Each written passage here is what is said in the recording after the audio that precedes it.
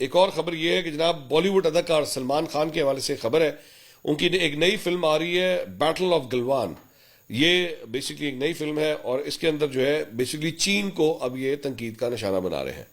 मतलब इन्होंने कहीं ना कहीं लड़ाई पंगा ले हुआ है, वो लेना होता है। अब ये जो फिल्म आ रही है, ऑब्वियसली सलमान खान एक बहुत बड़े सुपरस्टार हैं और ये नई कंट्रोवर्सी अब शुरू होने वाली है, क्योंकि ऑब्वियसली इस चीज़ को चाइना के अंदर कोई ज़्यादा अच्छे तरीके से नहीं लिया जाएगा।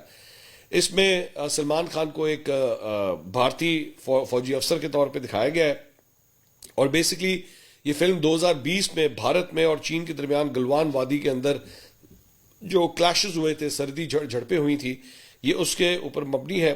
और उस वक्त भारत और चीन के दरमियान कशीदगी में काफ़ी इजाफा हुआ था और इसके नतीजे में लाइन ऑफ एक्चुअल कंट्रोल के करीब फौजी तैनाती, सरहदी निगरानी और दीगर दिफाई इकदाम जो है वो किए गए थे। फिल्म का टीजर सलमान खान की सालगिरह के मौके के ऊपर, जिसे उन्होंने अपने इंस्टाग्राम अकाउंट पर भी शेयर किया। चीनी अखबार ग्लोबल टाइम्स का कहना है कि भारतीय बस फिल्मों में ही दुश्मन को मारते हैं, हकीकत में खुद मार खाते हैं। चीनी तबसरा निगार ने लिखा कि बॉलीवुड की तफरीह पर मबनी जज्बात से भरपूर फिल्म में बला की मुबालगा राई होती है, लेकिन फिल्मी मुबालगा राई ना तो तारीख को बदल सकती है और ना ही चीन की पीपल्स लिबरेशन आर्मी के इस अज़्म को कमजोर कर सकती है कि वो मुल्क की खुद मुख्तार सरजमीन का दिफा करे। तो सलमान खान की ये जो नई फिल्म आने लगी है, इससे पहले जो है एक कंट्रोवर्सी क्रिएट कर दी है।